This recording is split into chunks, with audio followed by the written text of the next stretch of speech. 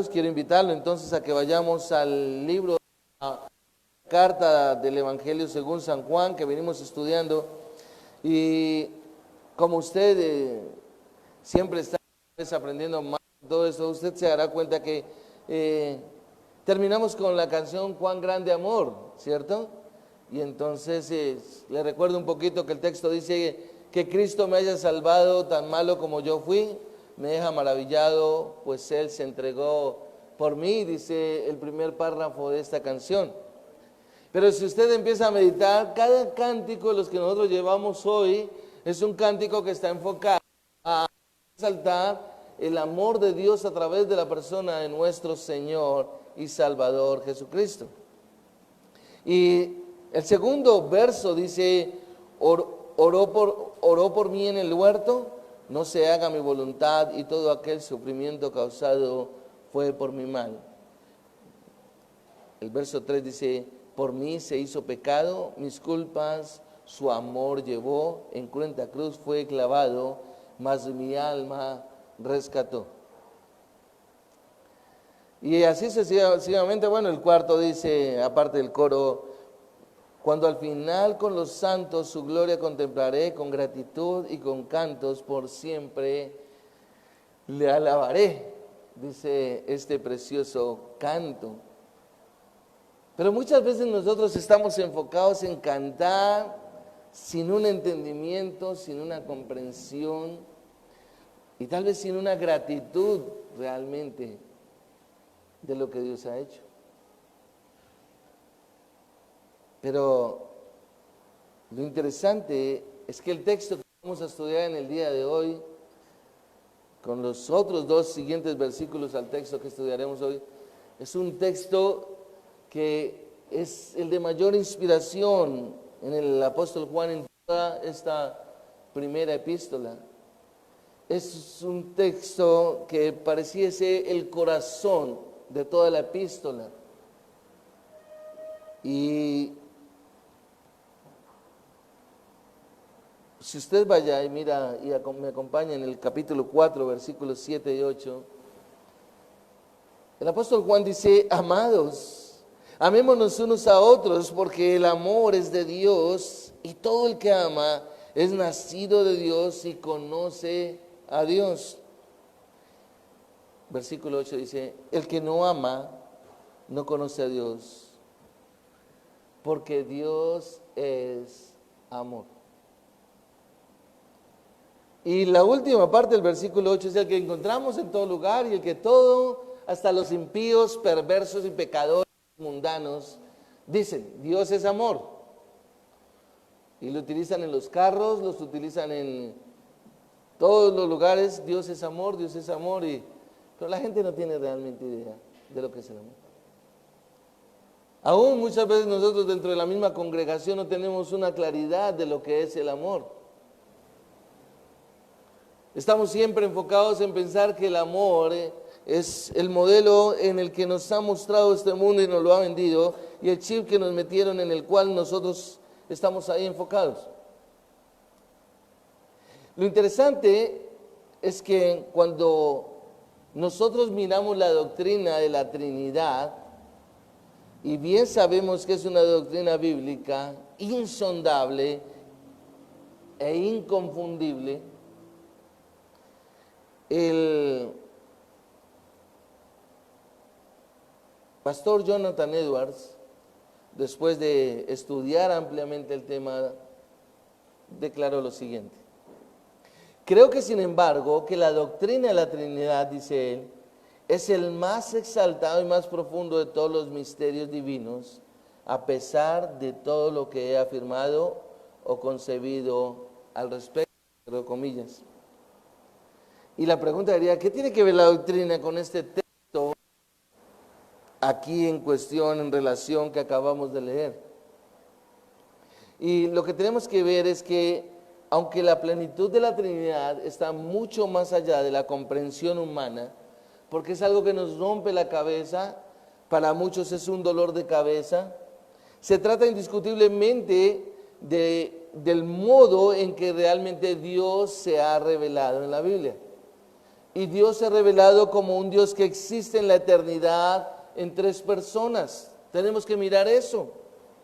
Y basado en ese impecable modelo relacional, porque es que lo que muchas veces nosotros, pocas veces nos ponemos a contemplar, es que desde el pasado eterno, Dios en relación con su Hijo Jesucristo, la segunda persona de la Trinidad y con su Santo Espíritu, estaban los tres cohabitando aún en el pasado eterno y tenían comunión.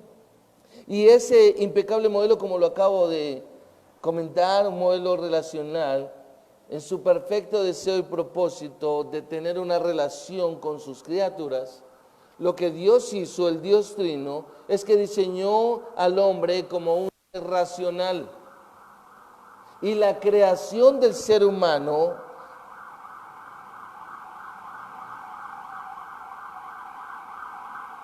a imagen de Dios le dio la conciencia de sí mismo y la habilidad realmente de pensar de una manera racional, de apreciar el hombre la belleza, de adquirir sabiduría, de sentir emoción y de entender la moralidad.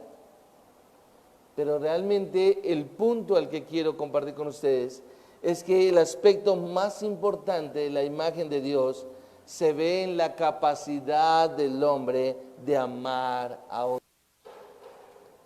Y como lo decía en la clase de la escuela dominical, yo por todo lado ahora veo en la palabra de Dios el amor, el amor, el amor, el amor, el amor, el amor, el amor, y lo encuentro en Romanos, lo encuentro en Efesios, lo encuentro en Primera de Juan, lo encuentro en todo lugar donde estoy estudiando la palabra de Dios. Pero como es una palabra tan común de escuchar en cualquier persona, como ya lo mencioné, muchas veces no le prestamos la atención adecuada a qué se refiere cuando el texto bíblico nos está marcando un tremendo énfasis.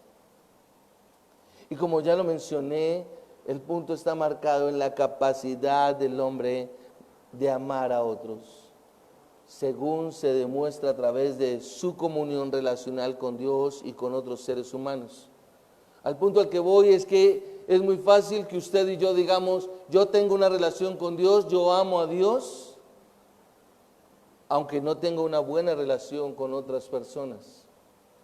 Usted dice que ha entendido y comprendido el perdón de Dios para con usted por medio de la obra de Jesucristo, pero usted en su corazón guarda todavía mucha amargura y falta de perdón para con otras personas. Y realmente esa es una contradicción.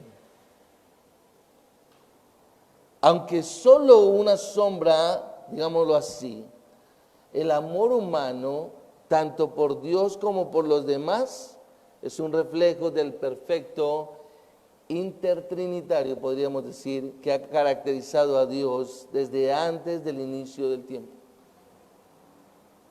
El apóstol Juan lo que entra a tratar aquí y a referirse es que el amor perfecto o perfeccionado, ¿sí?, en el ser humano y perfecto de parte de Dios es marcado por cada uno de los discípulos que el Señor Jesucristo a bien llamó y que estos hombres comprendieron realmente la maravillosa expresión del amor de Dios.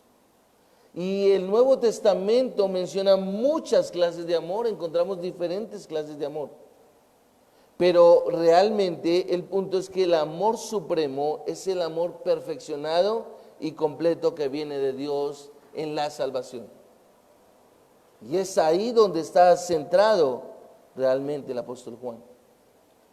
El apóstol Pablo, por ejemplo, lo mencionó en Romanos capítulo 5, versículo 5, cuando él dijo, el amor de Dios ha sido derramado en nuestros corazones por el Espíritu Santo que nos fue dado. Y nos está diciendo el texto bíblico que no fue que Dios derramó un poquitico, sino que derramó todo su amor. Y si usted observa el texto, dice que fue derramado ¿en dónde? En nuestros corazones por el Espíritu Santo. Para que podamos entender la declaración que el apóstol Juan está haciendo acá. Es decir, se trata de un amor que no se deriva de una experiencia mística, es decir, religiosa, ni está vinculado con sentimentalismo emocional, al cual muchas personas llegan a iglesias como estas a buscar puro sentimentalismo. Si me miró, si no me miró, si me abrazó, si no me abrazó, si me saludó, si no me saludó, si me dijo, si no me dijo, y cosas semejantes. Pero el amor del que está hablando aquí la Escritura, el apóstol Juan y por supuesto el apóstol Pablo, como lo acabo de nombrar en Romanos, está marcado y se origina es en la salvación que Dios ha concedido. En el libro de Romanos, en el capítulo 8, versículo 28 al 30, que estuvimos leyendo en la mitad de los cánticos, claramente dice la Escritura en el versículo 28, y sabemos que para los que aman, ¿a quién? A Dios, todas las cosas cooperan para bien. Esto es para los que son llamados conforme a su propósito. Entonces la Escritura nos dice para los que aman a Dios. Pero para nosotros llegar a amar a Dios, primero tenemos que haber llegado a ser amados por Él. No podemos amar a Dios si Él no nos ha amado primero. Las personas dicen que aman a Dios, pero realmente termina siendo una mentira. ¿Por qué? Porque se demuestra en las buenas obras de santificación que la misma palabra nos muestra. Efesios capítulo 2, versículo 10, cuáles Dios preparó, hermano, para que estemos en ellas. Hebreos capítulo 10, versículo 24, si ustedes van un momentico sin perder ahí el texto de primera de Juan, dice, y considerémonos cómo estimularnos unos a otros al amor y a las buenas obras. Eso se da dentro de la iglesia. No es fuera de la iglesia, no es sin congregarse. Es decir, estamos para manifestar precisamente esas buenas obras que Dios ha preparado de antemano. Pero esas obras tienen que ver con el perdón, con la actitud sacrificial hacia las demás personas.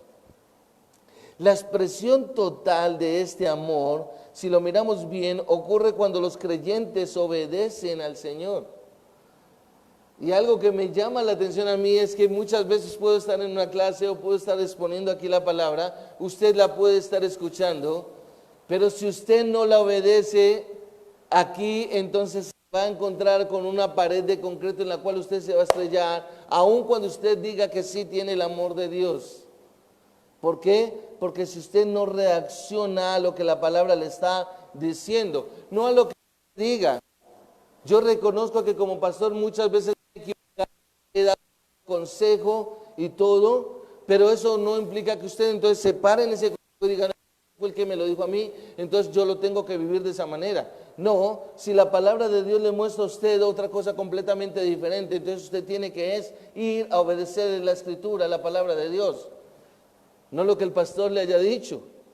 Entonces esa expresión de amor que ocurre en los creyentes al obedecer al Señor, el apóstol Juan la ha manifestado ahí en primera de Juan capítulo 2, versículo 5a, si usted lo observa, él dice, el que guarda su palabra, en este verdaderamente el amor de Dios se ha perfeccionado. Y en el capítulo 5, versículo 3 dice, porque este es el amor de Dios, que guardemos sus mandamientos y sus mandamientos no son gravosos. Es decir, es la palabra de Dios, es el mandato del Señor el que yo tengo que obedecer y no lo que el hombre me diga. Y aquí nos podemos entonces dar cuenta que este pasaje constituye en realidad una tercera, o por tercera vez, digámoslo así, lo que Juan habla del amor en esta carta.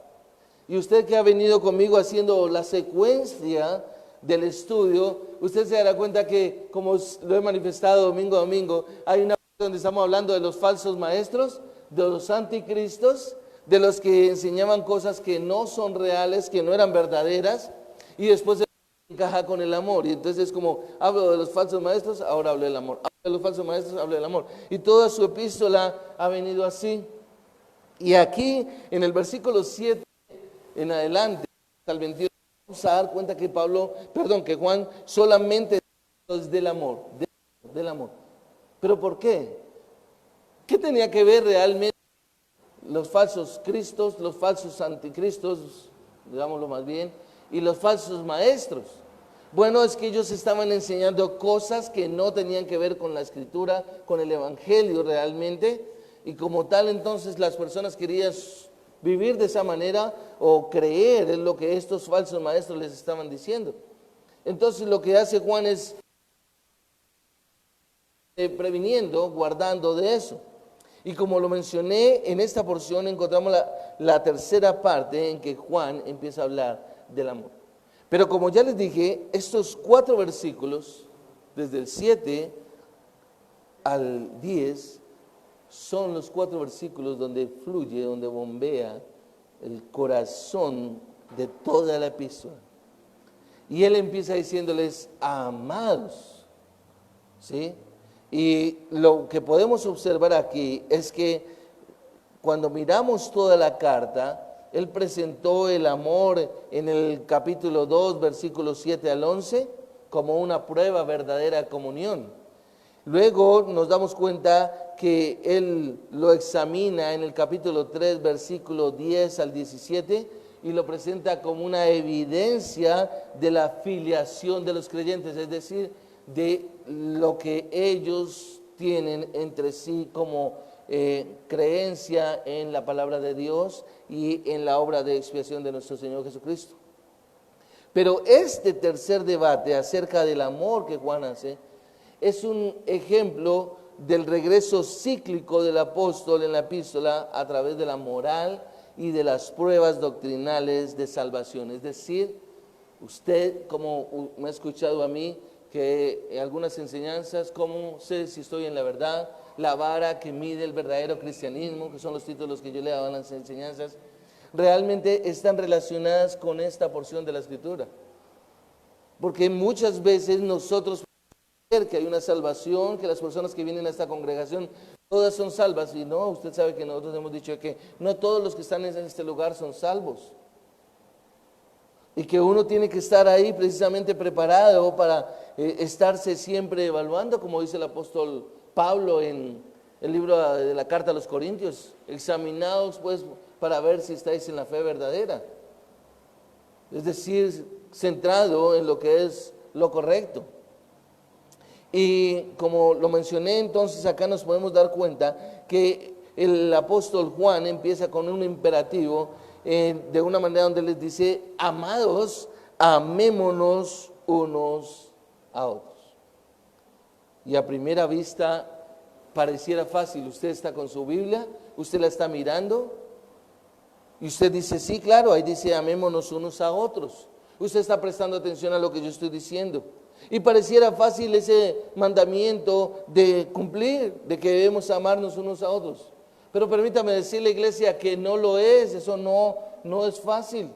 No caiga en el engaño, no se vaya a parar de este lugar pensando que fácil, amémonos unos a otros. No, cuando yo le estoy diciendo a lo que Juan está manifestando es similar al cántico que estamos hablando acá. Que Cristo me haya salvado, tan malo como yo fui, me deja maravillado, pues Él se entregó por mí. Es una manifestación a empezar a mirar cómo es el amor realmente del que yo debo centrar mi mirada.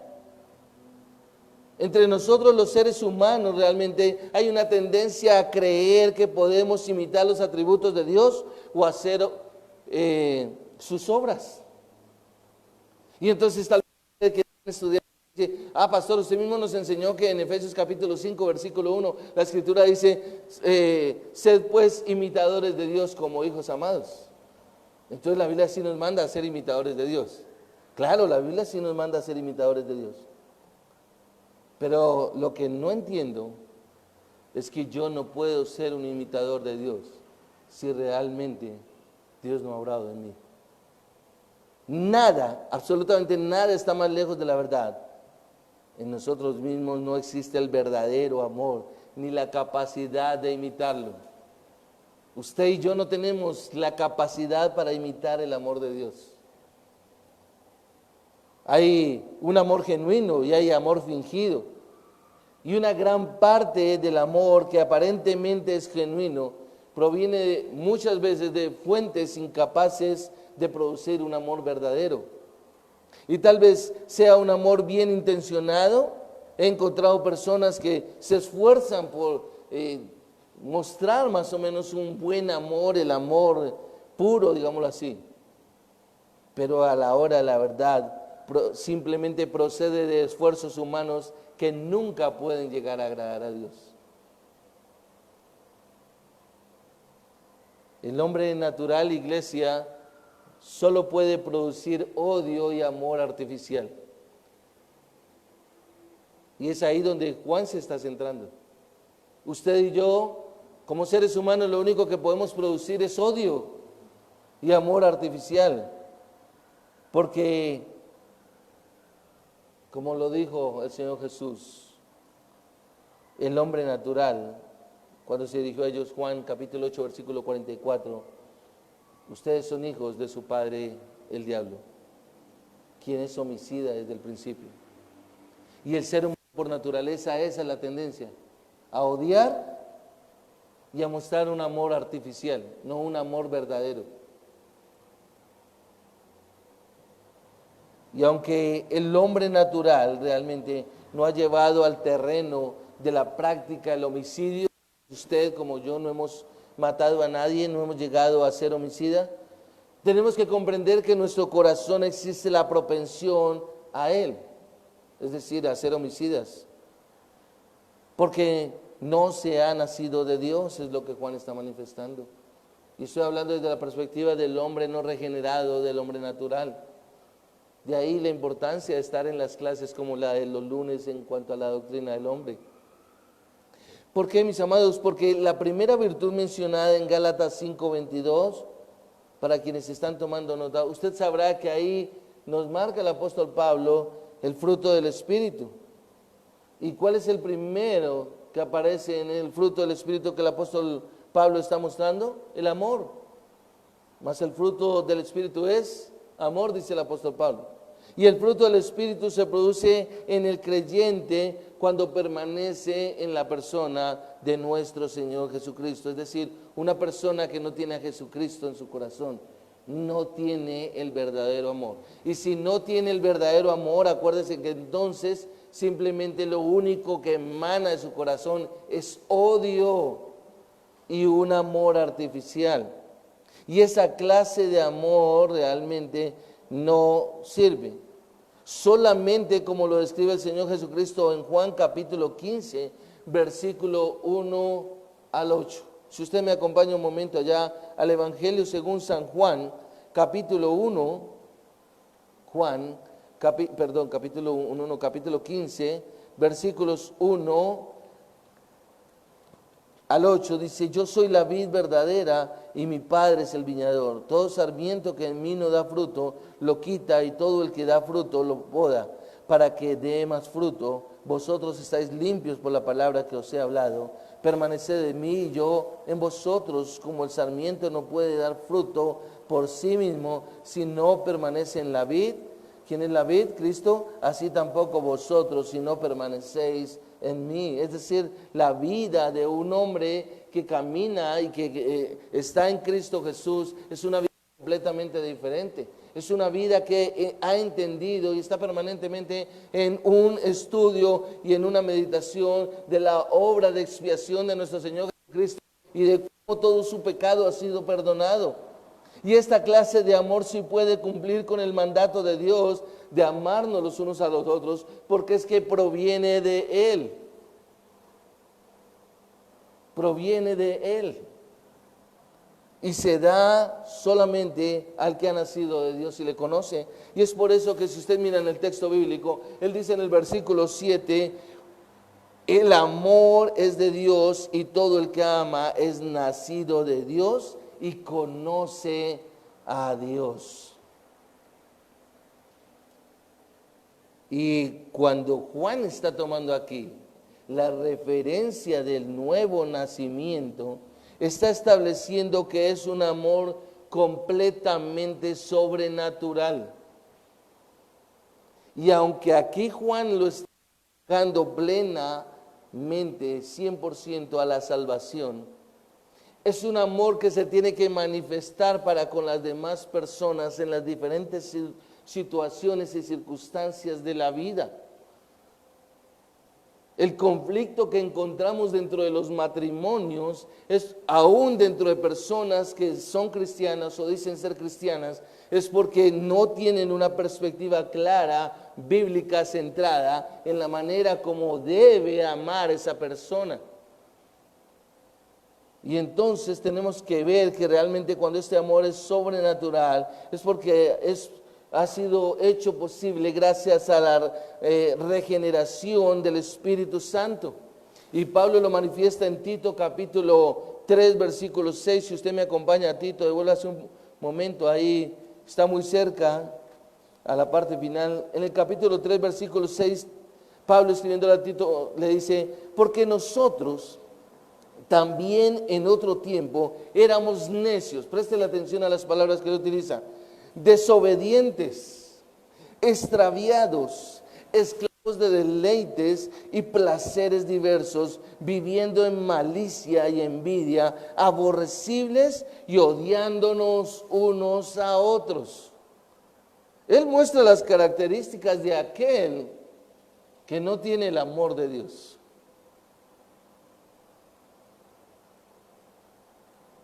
Versículo 4 dice, pero cuando se manifestó, ¿qué se manifestó? Dice, la bondad de Dios, la bondad de la misma misericordia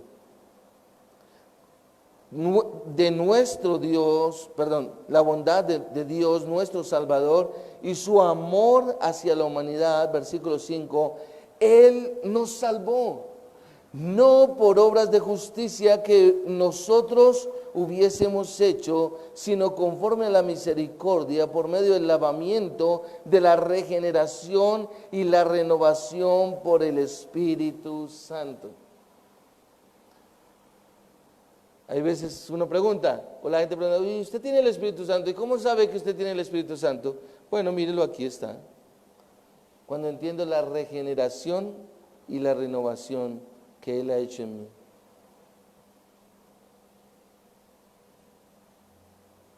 El entender, el comprender realmente esa obra tan preciosa que Dios ha llevado a cabo.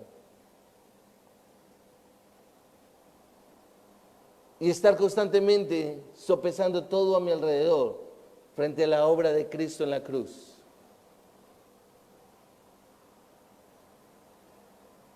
A veces le digo a mi esposa, si no fuera porque soy cristiano, yo ya te hubiera tirado por la ventana. Y ella me dice, y si yo también no fuese cristiana, yo también te hubiera tirado por la ventana. Y es la verdad. Somos tan diferentes. Tan diferentes. Es que nos olvidamos de que somos dos pecadores que unimos nuestras vidas. Pero cuando prevalece la palabra de Dios y el Espíritu Santo, entonces siempre me permite estar viendo la gracia de Dios, Señor, que me has dado una mujer mucho mejor que lo que yo merecía, Señor. Pero que si fuese a la luz de evaluarla y describir todos sus errores, yo creo que no terminaría de llenar esta congregación o este local, más bien, donde nos congregamos de todas las cosas malas que ella tiene. Pero ella no dejaría de llenar el primer y segundo piso de todas las cosas malas que yo tengo. Pero como la palabra de Dios precisamente me está mostrando es todo lo contrario frente al amor de nuestro Señor Jesucristo, entonces es como si le prendiéramos candela a eso y se olvidó completamente, se olvidó. Estaba hablando con un joven que me dijo que se enteró que la persona con la que él sale alguna vez, ella tuvo un aborto antes de conocer del amor del Señor. Y para él fue duro el enterarse de eso. Ella misma se lo dijo. Pero él me dijo después, pero ¿sabe una cosa, pastor? Lo más maravilloso que Dios la ha lavado, que Dios la ha limpiado. Que como dice su palabra en primera de Corintios capítulo 6 versículos 9 al 11, y esto erais algunos de vosotros, mas ya habéis sido lavados, ya habéis sido limpiados, ya habéis sido santificados en la persona de nuestro Señor Jesucristo. Él dijo, ¿por qué se van a casar esos dos jóvenes? Y él dijo, yo la veo ahora limpia. Y le dije, ¿por qué la ves limpia? Y dijo, porque yo veo lo que Él limpió en mí. Toda mi maldad y todo mi pecado. Entonces yo ahora la veo a ella limpia. Porque la veo con los ojos de Dios. Con la obra de Jesucristo en la cruz. No la veo con los ojos de mi corazón para odiar y repudiar. Entonces le dije, ¿sabes una cosa? Esa es una manifestación del amor de Dios. Es una manifestación, es un amor sobrenatural hecho posible por la regeneración del Espíritu Santo, como le está mostrando el apóstol Pablo a Tito cuando le escribió. Y lo interesante, si usted mira el texto, es que cuando le está diciendo amémonos unos a otros, porque el amor, observe, el amor es ¿de qué? Dice acá, de Dios. Pero mire lo que él sigue escribiendo. Y todo el que ama es nacido de Dios y conoce a Dios. Dos características fundamentales para comprender el amor. Es nacido y conoce quién da ese amor. Y lo que Juan está haciendo aquí es que está confirmando la enseñanza que él ya había manifestado en el capítulo 2, versículo 3, cuando él dice, y en esto sabemos que hemos llegado a conocerle, si guardamos sus mandamientos. ¿Y qué está diciendo Dios? ¿Cuál es el mandamiento que nos está dando? Amarnos a nosotros. Entonces Juan lo que está haciendo ahí es manifestando esa enseñanza que ya les había dado a ellos en su carta al comienzo, donde dice que realmente guardar los mandamientos del Señor es la prueba del que lo conoce. Es decir, cuando yo obedezco a lo que Dios me está diciendo, yo conozco quién es Dios, yo sé lo que Dios está demandando. Ahora, la expresión que encontramos aquí habla de conocerlo y está hablando íntimamente. No está hablando de la palabra, de la no. Es decir, yo me sé la Biblia, yo sé que están los libros, mira, estamos en panorama de la Biblia. Y yo sé la Biblia y te la puedo decir. Vea, pastor, como usted hace el tablero y hace esto y esto. No, no está hablando de eso. La expresión que Juan utiliza acá es una expresión de conocerlo íntimamente, es decir, de una relación, podríamos decir, como dicen los jóvenes hoy, face to face, cara a cara. Yo hablo con el Señor. Yo entiendo todo lo grande y lo maravilloso que Él ha hecho. No se refiere simplemente a conocerlo como Salvador. La frase que marca esto que estoy hablando acá es cuando le está diciendo, es nacido de Dios. Esa es la que está indicando realmente una intimidad con Dios. Yo tengo una intimidad con Dios en la que Dios me muestra toda mi condición a través de su santa palabra y a la vez siempre me está mostrando ese amor con el que me ha amado y permanece en mí ese amor. Es muy fácil decir que Dios tiene un amor que es incondicional y que el amor de Dios es desinteresado. Pero si tú y yo no lo hacemos, entonces estamos llevándolo a lo contrario, un amor condicionado e interesado, es de acuerdo a lo que yo pueda recibir de ti. Pero en estos versículos lo que el apóstol Juan está haciendo es que presenta la fuente del verdadero amor y realmente lo que Juan hace aquí es que da las pruebas que debemos emplear para saber si el amor que uno profesa viene de Dios o no. Eso es lo que Juan está haciendo acá, dando las pruebas. ¿Quieres probar? ¿Quieres probar si realmente el amor que tú profesas viene de Dios? Bueno, como se los dije al principio, estos dos versículos o los 4 versículos siguientes que estamos estudiando acá, están entre los más atesorados de la epístola, son el mayor tesoro ahí. Y están hablando del amor que se origina en Dios y describen al creyente como una persona que ama y conoce a Dios. Ahora, el contraste con esto es el del incrédulo que no ama, pero ¿por qué no ama? Porque no conoce a Dios. No conoce. Y ese es un punto central acá. Y acá encontramos el primer punto de lo que podemos estudiar en esta mañana, y lo encontramos en el versículo 7, observe, y es: el amor es de Dios. El amor es de Dios. Eso es lo primero que nosotros tenemos que mirar. El amor no es tuyo, mi amado. El amor no es mío. El amor es de Dios. ¿Por qué? Porque la esencia, Dios es la esencia del amor. Ahí está. Y así como la confesión de la encarnación de nuestro Señor Jesucristo es una peculiaridad de la persona impulsada a Dios. Es decir, usted recuerda que en las dos últimas enseñanzas estuvimos hablando de cuál era la manera para probar si un espíritu era falso o verdadero, ¿cierto? Y usted recuerda cuáles son las dos condiciones o lo que usted tiene que hacer. Dos cosas para mirar si es un falso maestro, si es un anticristo. El primero es probar los espíritus, probar la enseñanza. La enseñanza tiene que estar alineada con la palabra, tiene que estar ahí en la palabra de Dios. No puede ser ahí. Y la segunda, para saber si es un verdadero maestro, es un falso maestro, si es un anticristo, es que tenía que confesar a Jesucristo en su encarnación completa. Pero para que usted comprenda más, amado, que Juan ha dicho que esto solamente lo puede hacer manifestando que viene de Dios. Observe el versículo 4 del capítulo 4 en el que estamos. Hijos míos, vosotros sois de Dios, ¿sí? Y lo habéis vencido, porque mayor es el que está en vosotros que el que está en el mundo. Ellos son del mundo, por eso hablan de parte del mundo y el mundo los oye. Versículo 6, nosotros somos de Dios, Toudeu en el griego, y el que conoce a Dios nos oye, el que no es de Dios no nos oye. Es decir, de alguna manera podríamos decir que las enseñanzas son fastidiosas para aquellos que no conocen de Dios. No les va a gustar estar usted aquí sentado, pero no le va a parecer, bueno, yo no creo que sea de esa manera lo que la Biblia nos está diciendo.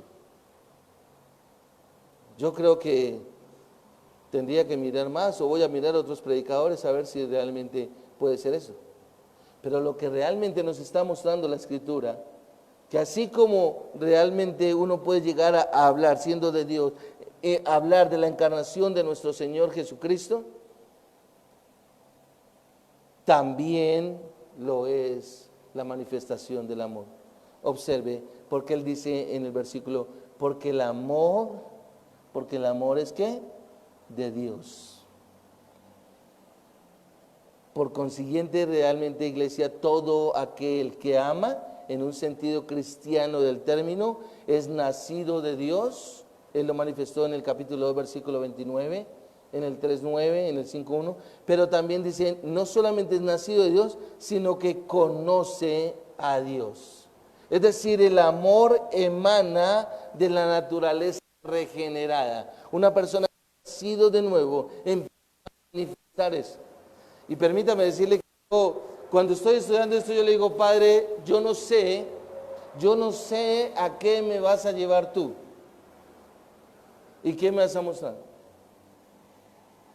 Pero algo en lo que he ido aprendiendo es cuando en mis hijos veo cosas que no eran correctas, que no fueron bien, hubo pecado, ¿y qué he tenido que hacer? Manifestar el amor de Cristo. Ok, yo voy a perdonar. Tu falta es grave, gravísima, pero mi actitud tiene que ser la del hombre que entiende el amor de Cristo. Los que conocen a mis hijos, no crean que son santos y puros. Cuando la gente me pregunta por Tiago, la gente no tiene ni idea de cómo trató Dios conmigo en cuanto al perdón. Y uno tiene que mirar eso. Esa es mi actitud. O puedo decir, me congrego en este lugar, Me parece fascinante el amor de Dios, pero cuando se presentan las circunstancias adversas a mi condición como ser humano y me siento agredido en lo que me han hecho a mí, entonces yo ahí sí tengo para sacar excusa y decir, bueno, está bien, yo perdono, pero no olvido. No, mi amado. Cuando uno tiene enseñanzas y recibe enseñanzas como estas, es cuando más nos debemos preparar. Ok, Señor, que lo que traigas, estoy preparado, Señor, para ser confrontado conmigo mismo, Señor. Si realmente he entendido tu amor, para manifestarlo de igual manera.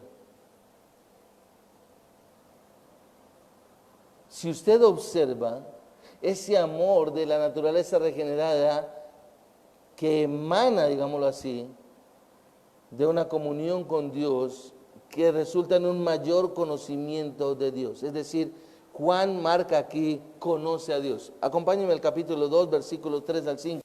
Observa, el apóstol dice, y en eso conocerles y guardamos sus mandamientos. Dice, yo he llegado a conocerle y no guarda sus mandamientos, es un mentiroso y la verdad no está en él. Pero el que guarda su palabra, en él verdaderamente el amor de Dios se ha perfeccionado. En estos sabemos que somos de él. Y cuando Juan expresa porque el amor es de Dios, préstale atención, iglesia, cuando él dice el amor es de Dios, él está manifestando, Juan lo que está manifestando realmente es la primera razón de que los creyentes realmente deben extender ese amor sacrificial los unos para los otros. Es decir, tú tienes que hacer absolutamente lo mismo. Cuando uno dice, pero la Escritura dice que tú odiabas a Dios, que tú aborrecías a Dios, ¿sí? Que tú no querías guardar sus mandamientos ni nada, sino que vivías siendo dueño de tu propia vida. Y entonces dice, pero Dios tuvo amor, me amó y me perdonó. Pero cuando un hermano viene y nos ofende, nos transgrede, nuestra manifestación es de odio y de repudio. La pregunta es, ¿tiene relación con lo que estamos viendo aquí en la Escritura? ¿De extender ese amor sacrificial hacia otros? No, eso fue con Jesucristo, pero en mi parte no, esa parte no la hago yo. Así como Dios es vida realmente y fuente de vida eterna. Arrancamos nuestro culto entonando este cántico, fuente de la vida eterna. Así como Él es luz, también es amor. Son las tres partes principales que encontramos en cuanto a la esencia de Dios. Dios es luz, Dios es amor y Dios es fuente de vida. Por lo tanto, si los creyentes poseen la vida de Dios y andan en luz de Dios, que hace referencia a la justicia y a la verdad, también poseen y manifiestan el amor divino. No puede ser que yo diga que yo vivo santa y piadosamente, que es la verdad, pero yo no manifiesto el amor divino. No puede ser, mi amado. Hay que tener mucho cuidado con eso. Por eso me encanta, cada vez me enamoro más de esta carta. Por eso más me atrevo a decir que la iglesia del Señor no somos muchos, sino que realmente la iglesia del Señor es los pocos que Él llamó y escogió. Ahora, debido a que son hijos de Dios, manifiestan la naturaleza divina y reflejarán el amor de Dios a otros, es lo que nos está diciendo la palabra de Dios. Juan está diciendo amados, en una expresión de cariño, de amor, y está diciendo amémonos unos a otros. Y él no está realmente analizando el afecto que los miembros se deben tener unos a otros como afecto. No. Él lo que hace al escribir esto, encontramos que el verbo amar significa tenga presente a cada momento el amor divino.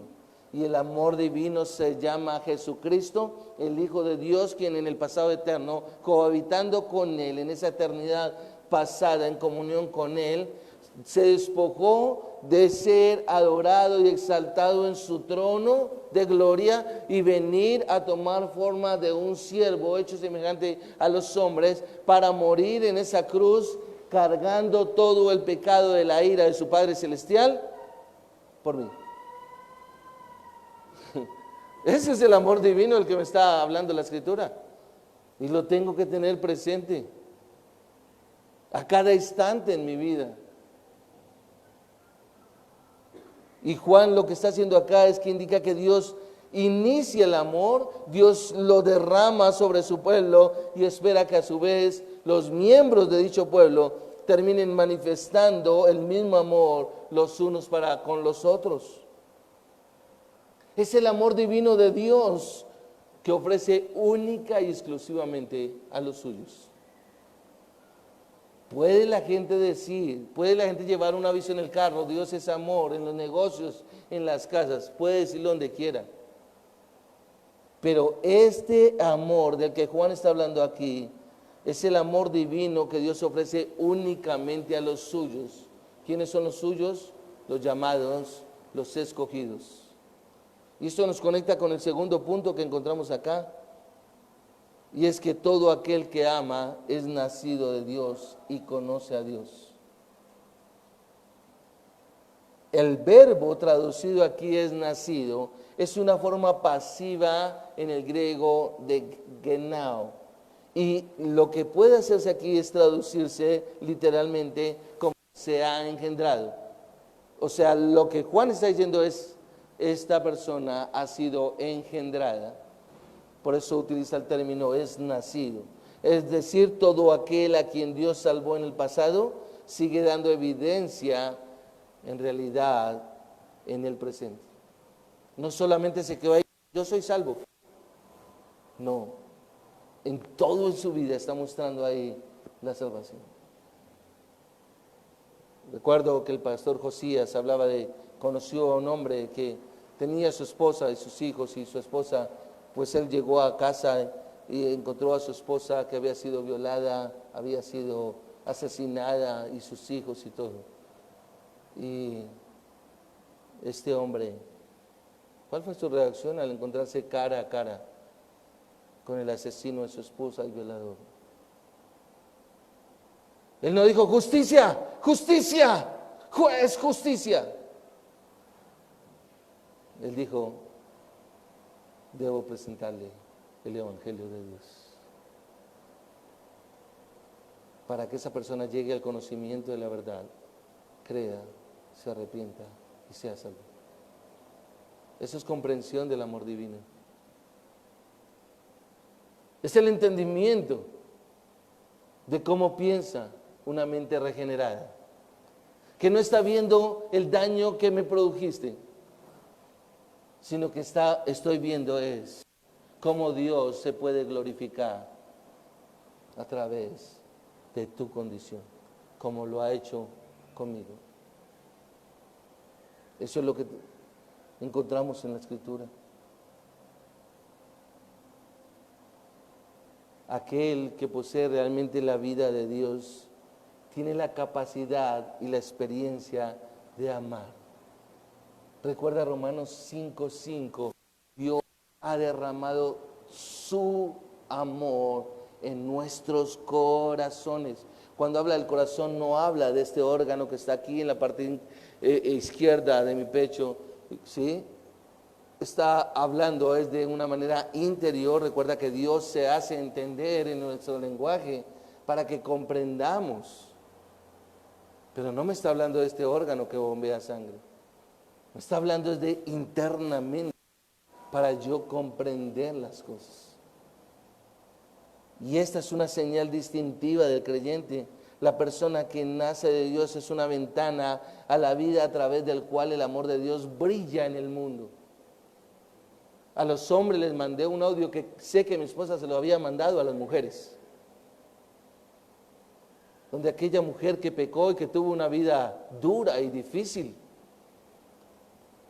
Y esta mujer cayó en adulterio, pecó con su esposo, con otro hombre.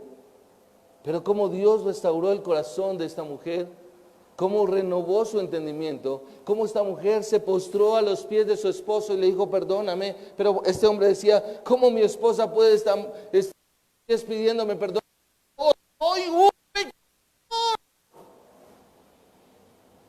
Como diciendo, ¿quién es más pecador, usted o yo? Ese es el punto, mi amado. Pero ¿sabe qué? Nuestro pecado no nos deja ver la manera como Dios obra.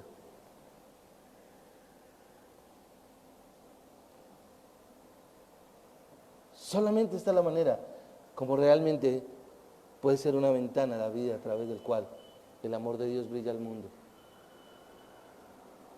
Escuchando ese audio, lo escuché varias veces para estudiar sobre él y trabajar. Miraba y yo, Dios, cómo te glorificas, cómo tú realmente obras en la vida de una persona para tú verdaderamente llevarte la gloria, como lo estudiábamos esta mañana en el estudio de la carta a los Efesios, de llegar a entender lo que significa que Dios se lleve la gloria. El creyente realmente manifiesta su amor a su prójimo haciendo por el prójimo lo que él mismo desea por él. El Señor Jesucristo lo dijo en Lucas capítulo 6, versículo 31, que se conoce con la regla de oro. ¿Cuál es? No hagas al otro lo que no quieren que hagan contigo, o no, es al contrario. Haz con los otros lo que quieren que hagan contigo. Y cómo es de fácil cuando nosotros nos ofenden y, oye, pídeme perdón. Pídeme perdón, ¿sí o no? Pero cuando yo soy el que peco, ¿qué? Déjalo así. Déjalo así, no te preocupes. Bueno, sí, fue un errorcito. No, mi amado. Tenemos que tener mucho cuidado con eso. Porque su amor, el amor de Dios y el amor en el creyente, el amor que el creyente manifiesta, es un amor genuinamente abnegado. Es un amor abnegado. Y yo me imaginaba a esa muchacha cuando el hombre está narrando y dice que él la llama y le dice, quiero restaurar mi matrimonio contigo. Y esa mujer cae a sus pies, llega a la casa donde él vivía con un amigo y cae a sus pies y llora como aquella mujer samaritana que llegó a los pies de Cristo y con sus cabellos dice que enjuagaba los pies del Señor Jesucristo. Y que otro que la estaba viendo dijo, si supiera este hombre lo que es esa mujer. Pero ¿qué le contestó el Señor Jesucristo? Esta mujer está haciendo eso porque entiende la gravedad de su pecado que ha sido perdonado. Tú y yo no podemos perdonar porque no vemos la gravedad de nuestro pecado. Ese es el problema. Tu pecado es más grave que el mío.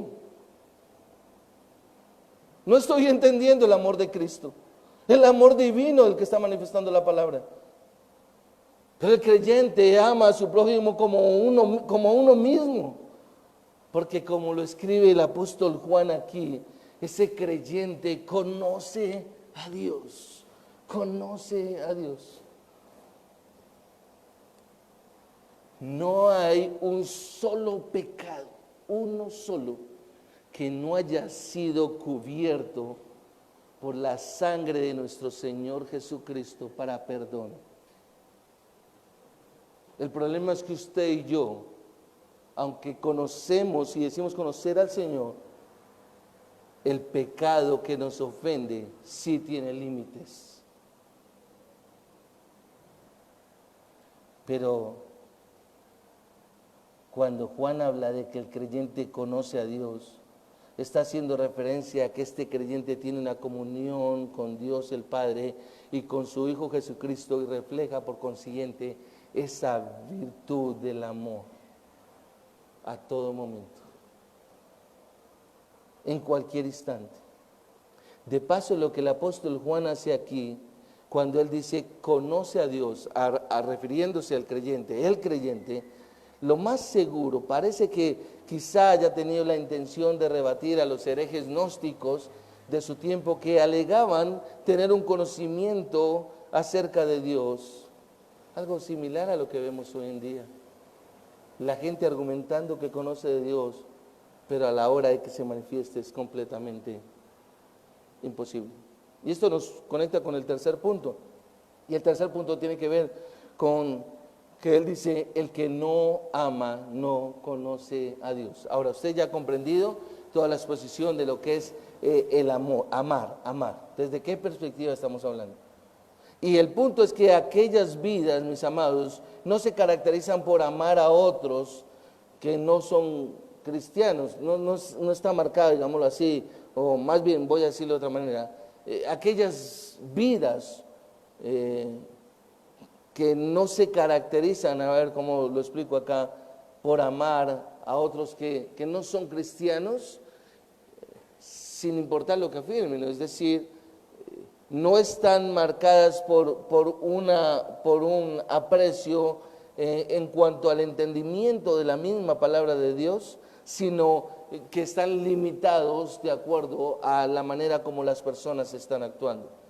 ¿A dónde voy? A que es algo similar a los judíos religiosos de la época de nuestro Señor Jesucristo, es decir, a los escribas, a los fariseos y a los demás dirigentes de la época de nuestro Señor Jesús, que eran y se manifestaban, digámoslo así, como los falsos maestros en la iglesia del tiempo del apóstol Juan. Es decir, de allá salió toda esa parte de hombres que no querían admitir las enseñanzas de nuestro Señor Jesucristo o que les ponían limitantes a lo que nuestro Señor Jesucristo realmente estaba diciendo. Y lo que hacían era que sabían mucho acerca de Dios, conocían la ley, pero en realidad no conocían a Dios.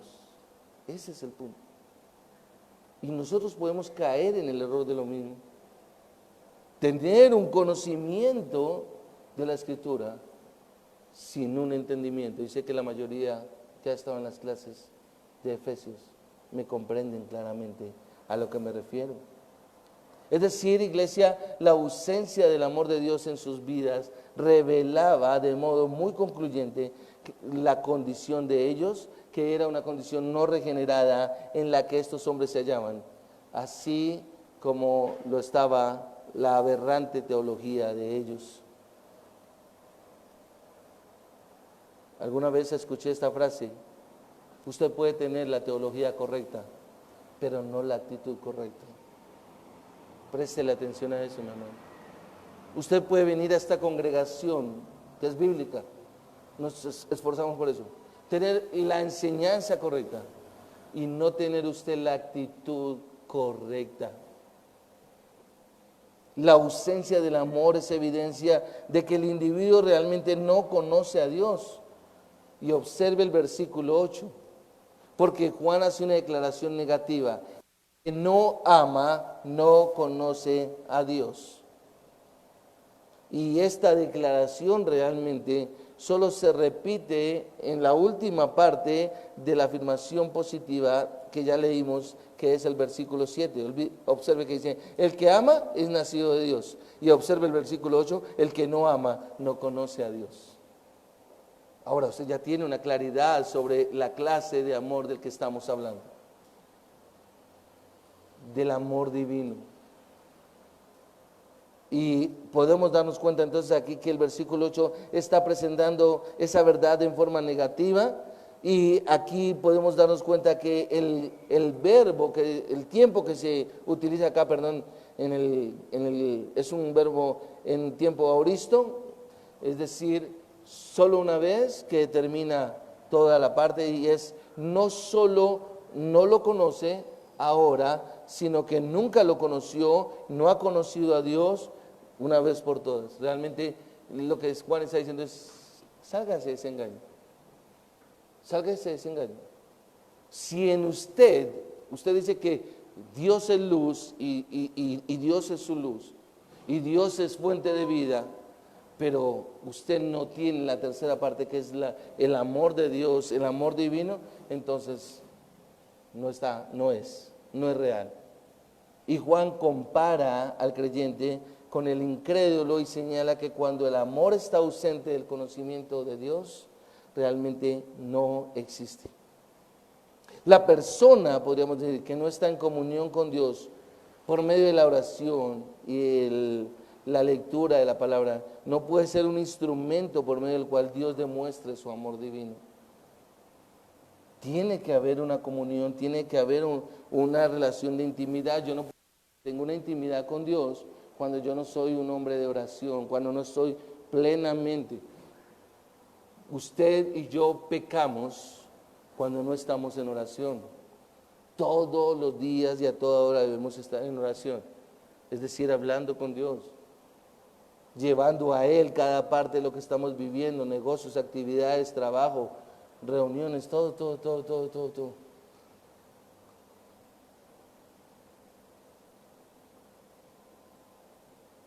Sin conocimiento de Dios no hay amor, mis amados. El amor y el conocimiento de Dios son dos caras de la misma moneda. Y aquí nos conecta con el cuarto y último punto que encontramos acá en estos dos textos bíblicos, en estos dos versículos. Y observe, y es el más conocido, en la parte final del versículo 8. Dios, ¿qué? Dios es amor. Dios es amor. Y lo que vemos acá es que sigue con una de las grandes afirmaciones que la palabra puede hacer. Dios es amor. Hay una descripción gráfica de Dios en esta expresión, así como en las otras dos que he mencionado. Dios es espíritu y Dios es luz.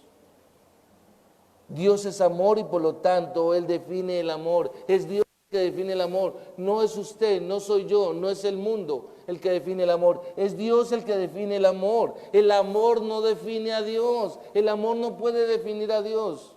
Es Dios el que define el amor. Ahora lo que encontramos es que la gente impone constantemente sobre Dios un punto de vista humano del amor. Pero no obstante, Él trasciende cualquier tipo de limitaciones humanas. De hecho, debemos darnos cuenta que Dios, cuando la palabra explica que Dios es amor, explica una cantidad de aspectos en la perspectiva global del mundo.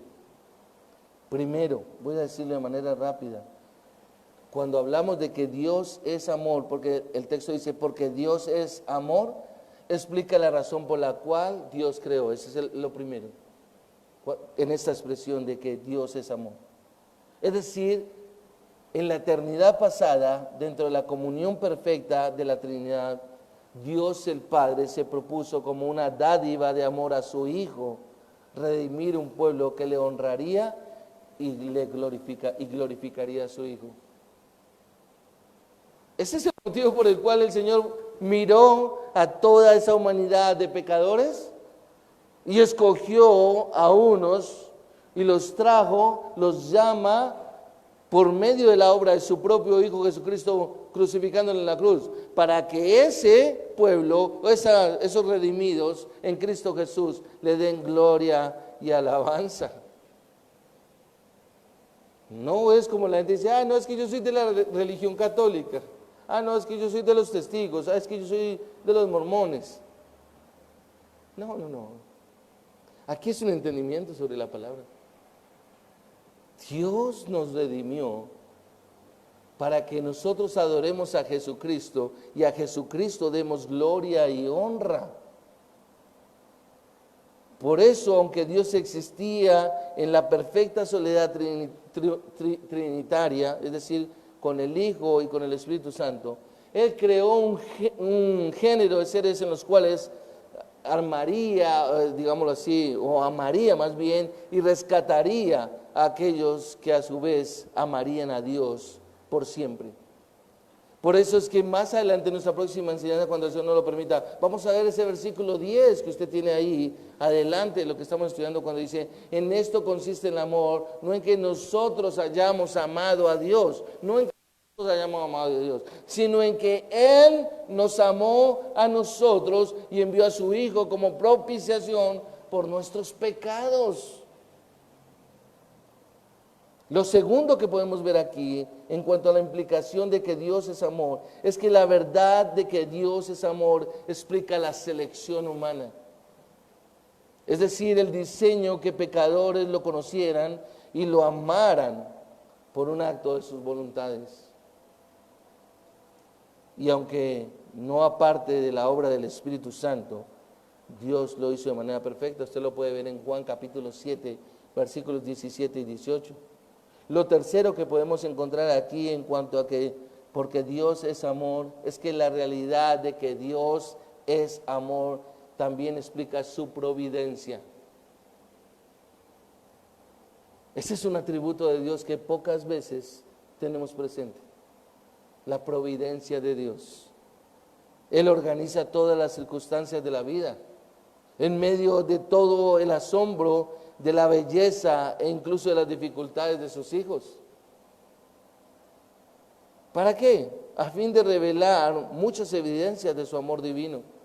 Por eso cuando leemos en Romanos 8:28, y sabemos que los que aman a Dios, todas las cosas les ayudan a bien, estos a los que conforme a su propósito son llamados. Es decir, lo que te pasó a ti o lo que me pasó a mí en la vida, que me tiene dolido, tiene un propósito de Dios. Tiene un propósito de Dios para sus hijos. Si eres un hijo de Dios y lo entiendes. ¿Qué es lo que Dios quería o qué es lo que Dios quiere que yo entienda con esta situación que he vivido? Y una vez dice, pero si tú eres tan buena, eres tan especial, eres tan dedicada. No sé. Es Dios el único que sabe por qué lo hizo. Pero es eso, es su providencia. Él tiene la organización, Él tiene el control de todas las circunstancias de la vida y por medio de todo eso, entonces Él quiere recibir la gloria y la honra, revelar evidencias de su amor divino. Pero cuando tú actúas de la manera contraria, está diciendo, no te voy a dar la gloria a ti. No voy a aceptar tu amor divino. Lo cuarto es que Dios, ¿y por qué Dios es amor? Es que Dios es amor, explica el plan divino de la redención. Si Él actuara solo basándose en su ley, la verdad, y como lo bien estudiamos, habría condenado al ser humano por su pecado y con justicia destinaría a todo el mundo a pasar la eternidad en el infierno. Pero su amor lo que hizo fue que proporcionó un remedio para el pecado a través de la obra expiatoria de nuestro Señor Jesucristo. Y aunque no lo vamos a ver en esta mañana, preste su mirada al versículo 9 y léalo y dígale, Dios, abre mis ojos. En esto se manifestó el amor de Dios en nosotros, en que Dios ha enviado a su Hijo unigénito al mundo para que vivamos por medio de Él. Yo tengo vida, es por medio de Jesucristo. Entonces, ¿de qué tengo que jactarme? ¿Por qué tengo que estar a toda hora? No me ama, no me mira, me ofendió. No me ama.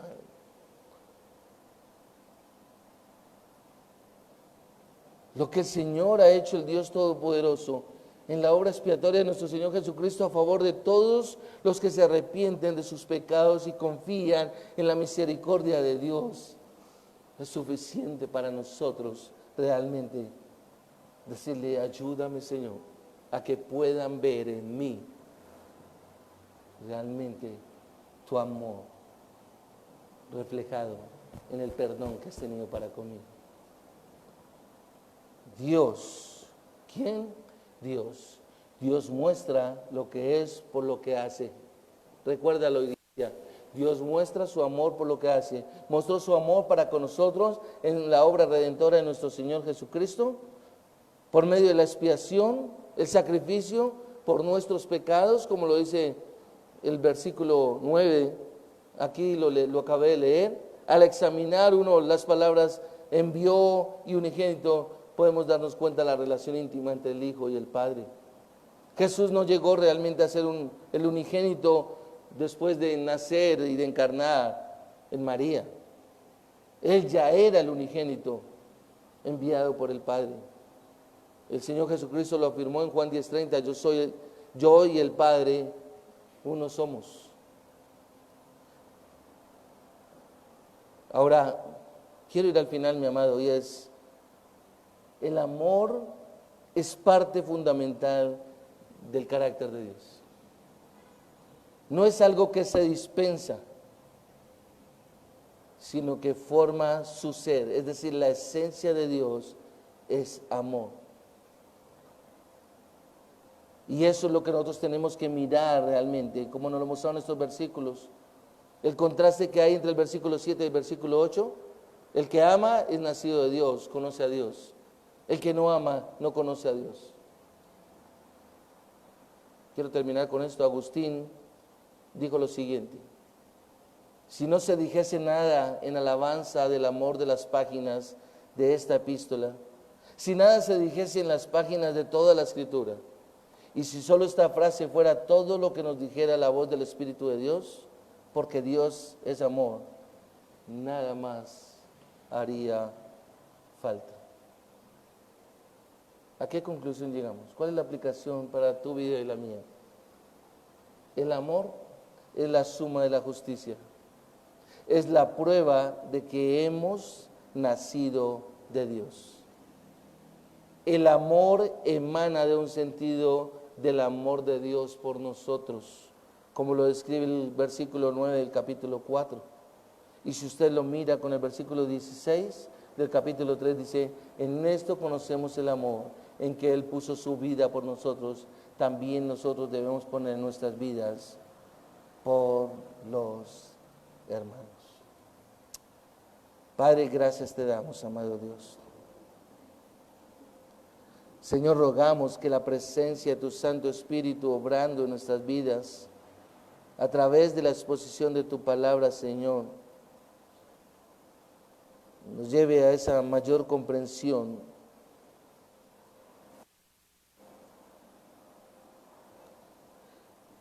de la necesidad que tenemos de amarnos los unos a los otros. Te ruego, Señor, que renueves nuestro entendimiento por medio del poder de tu Santo Espíritu. Que la amargura en nuestros corazones, que tal vez el odio que en algún momento hemos contemplado por otra persona, que la molestia o lo que nos ha incomodado tal vez de otros, Señor, y ha limitado realmente la manifestación de tu amor, nos lleve, Padre de la gloria, más bien a reflejar el amor divino con el que tú nos has amado.